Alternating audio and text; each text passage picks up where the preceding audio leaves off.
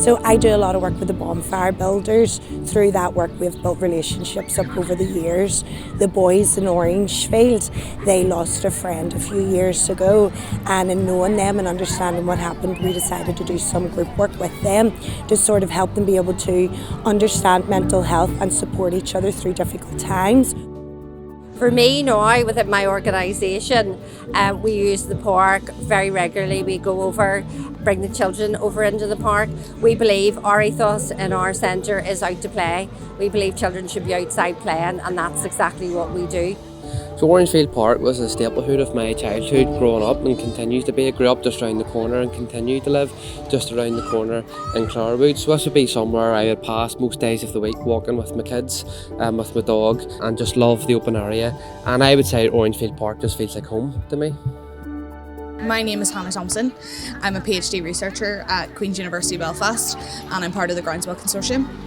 Orangefield in general, we have held participatory workshops, and I produced an e-survey in 2024, and that's helped sort of guide what it is that the community want to see happen from the unused bowling pavilion. 55% of them would love to see a space that's safe for children under 5. Around 3/4 of the respondents from the survey are saying that although the space has a lot of potential, it's not appealing to the eye. Well, first of all, I came here with my children over 40 years ago, but obviously more recently when we started the Wildlife Watch Group, we meet here once a month on a Tuesday evening, and we cater for 16 children who are P4 to P7. Well, we'd like really more space within the clubhouse, and also especially better toilet facilities, better kitchen facilities.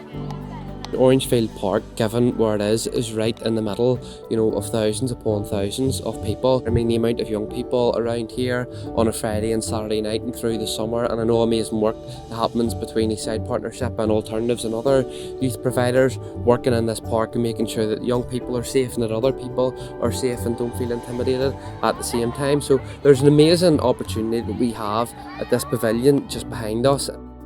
For me, I just think the Greenway is a fabulous way to get people outside. It has changed the whole dynamics of East Belfast, and we're so very proud to have this Greenway. This is our Greenway.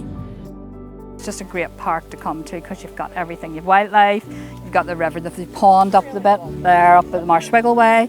You've got a play area and just lots of green space for them to play in and burn off energy. Also a great place to bring a dog as well. I definitely think that the space needs it needs a lick of paint. It needs brought back to life, and I think within that means that you would open up the bowling green and you would have it as sort of like a community hub, somewhere that people can actually meet, talk, get to know each other, and really understand that EastSide Greenways have the potential to bring together a community.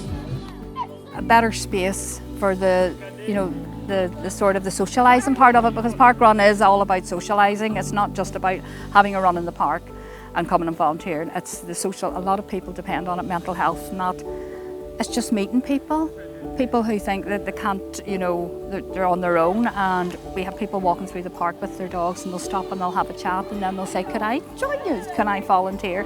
Things like that. That's what we want to see happening. We want it to be a community space that people walk past and can sit down in front of. Absolutely. With the pavilion, as you can see, the work we've already done with the Orangefield lads, we managed to get their friend a mural done of him.